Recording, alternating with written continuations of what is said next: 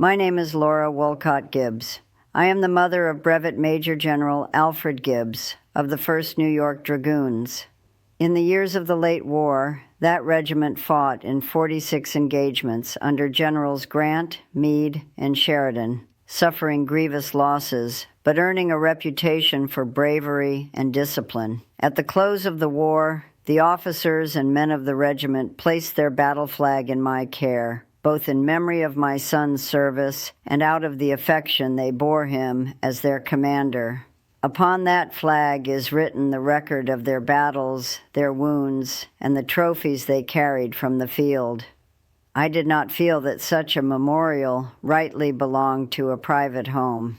It was a part of the history of New York and of the men who served her. And so, on the 3rd of October, 1865, I wrote to the New York Historical Society, asking that the flag be accepted into their archives, where it might be preserved for the public and for future generations. With that purpose in mind, I now read the letter as it was written on that day.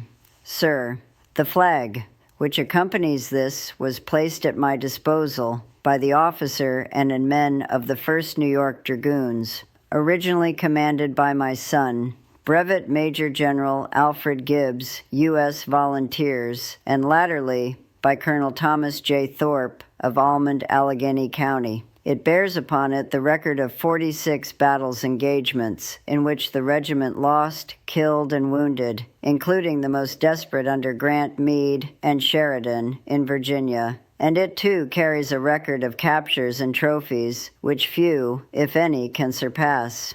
Such a memorial belongs not to an individual, but to the public, and though I greatly prize it, both associated with my son's military career and from the kindness which induced the gift on the part of his brothers in arms, I think that the archives of your society, the first object of which is to perpetuate the history of New York and her sons, is the most fitting place of deposit. May I therefore ask that you will assume its custody, subject, however, to reclamation by myself or family, or should it ever again be called into service by the regiment to which it belonged.